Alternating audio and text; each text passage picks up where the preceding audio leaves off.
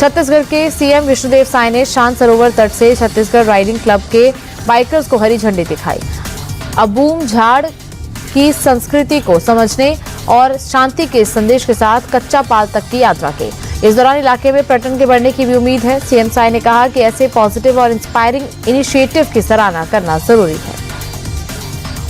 मुख्यमंत्री विष्णुदेव साय ने नारायणपुर में विभिन्न विकास कार्यों के लोकार्पण एवं शिलान्यास किया। इस दौरान सीएम ने 351 करोड़ रुपए से ज्यादा के 357 कामों का लोकार्पण किया। नारायणपुर को मिली सौगात से इलाके में सुविधाएं और मजबूत होंगी और विकास को नई गति मिलेगी। सीएम ने कहा, माओवाद के कारण ये इलाका काफी समय से विकास से दूर था। मुख्यमंत्री ने इस दौरान प्रधानमंत्री आवास योजना के लाभार्थियों को भी घर की चाबियां सौंपी। मुख्यमंत्री विष्णुदेव साय नारायणपुर के आईटीबीपी कैंपस में पहुंचे। मुख्यमंत्री ने सीआरपीएफ, कोबरा, बीएसएफ, डीआरजी और सीएएफ के जवानों के साथ रात का खाना खाया। मुख्यमंत्री ने जवानों के साहस, शौर्य, राष्ट्र सेवा के लिए उनका हौसला बढ़ाया। साथ ही सीएम विष्णुदेव साय ने बस्तर में नक्सलवाद के अंत के लिए जवानों का शुक्रिया भी किया। मुख्यमंत्री ने कहा कि जवानों के शौर्य और बलिदान से ही ये संभव हो रहा है। छत्तीसगढ़ के नारायणपुर में आज अबूझमाड़ पीस हाफ मैराथन का आयोजन किया गया। मुख्यमंत्री विष्णुदेव साय ने हरी झंडी दिखाकर मैराथन को रवाना किया। नारायणपुर से 21 किलोमीटर की दौड़ में 60 से ज्यादा इंटरनेशनल समेत कुल 10,000 से ज्यादा प्रतिभागियों ने हिस्सा लिया।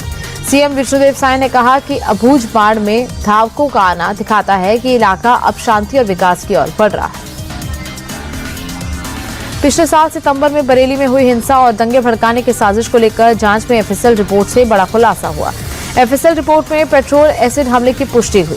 अब इस पूरी रिपोर्ट को कोर्ट में पेश किया जाएगा। ऐसे में अब हिंसा के मुख्य आरोपी मौलाना तौकीर रजा की मुश्किलें बढ़ने वाली हैं। बता दें कि बिना अनुमति के 26 सितंबर को तौकीर रजा ने विरोध प्रदर्शन बुलाया था और जुमे की नमाज के बाद हिंसा भड़क गई थी। पुलिस वालों पर पथराव, पेट्रोल और एसिड हमला किया गया था। पटना के चर्चित नीट छात्रा की संदिग्ध मौत मामले की जांच अब सीबीआई करेगी। बिहार सरकार ने केंद्र सरकार को सीबीआई जांच की सिफारिश भेज दी है। सीबीआई जल्द ही मामला दर्ज कर पटना पुलिस से केस से जुड़े दस्तावेज, साक्ष्य और अब तक की जांच रिपोर्ट अपने कब्जे में लेगी। बता दें कि नीट की तैयारी करने वाली छात्रा की 6 जनवरी को हॉस्टल में तबीयत बिगड़ी थी, जिसके बाद उसे अस्पताल में भर्ती कराया गया, लेकिन 11 जनवरी को इलाज के दौरान उसकी मौत हो गई। बर्फबारी के बीच जम्मू कश्मीर के किश्तवाड़ में एक बार फिर सुरक्षा बलों के आतंकियों से मुठभेड़ शुरू हो गई। ये मुठभेड़ किश्तवाड़ के डोलगाम इलाके में हो रही है। सुरक्षा बलों ने इलाके की घेराबंदी कर सर्च ऑपरेशन शुरू कर दिया है। आतंकी संगठन जैश के 2 से 3 आतंकियों के छिपे होने की खबर। बता दें कि डोलगाम इलाके के आतंकवादी 18, 22 और 24 जनवरी को भाग गए थे। सोने चांदी के दाम में बड़ी गिरावट दर्ज की गई। चांदी की कीमत में 1,06,092 रुपए की कमी आई, जिसके बाद 1 किलो चांदी का दाम 2,91,922 रुपए हो गया है। तो वहीं 24 कैरेट सोने के दाम में भी बड़ी गिरावट दर्ज की गई। एक ही दिन में सोने के दाम में करीब 20,000 रुपए तक कम हो गया है, जिसके बाद 10 ग्राम सोने का भाव 1,49,075 रुपए हो गया है।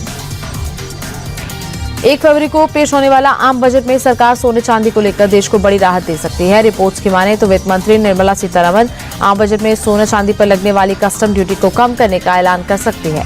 अभी सोने चांदी पर 6% कस्टम ड्यूटी लगती है, जिसे घटाकर 4% किया जा सकता है। सरकार अगर ये फैसला लेती है तो आम नागरिकों को बड़ी राहत मिलेगी, जिसके बाद सोना करीब 3,000 और चांदी 6,000 रुपए तक सस्ती हो सकती है। 1 फरवरी से नई कार, जीप या वैन लेने वालों लोगों को बड़ी राहत मिल सकती है। एनएचएआई ने जानकारी दी है कि फास्टैग जारी करते समय अब केवाईसी की जरूरत नहीं होगी। सरकार की तरफ से फास्टैग के केवाईसी के प्रोसेस को बंद कर दिया गया है।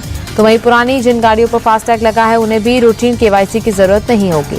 सरकार के फैसले से आम लोगों को काफी राहत मिली है। अब लंबे वेरिफिकेशन प्रोसेस के लिए कार मालिकों को इंतजार नहीं करना होगा।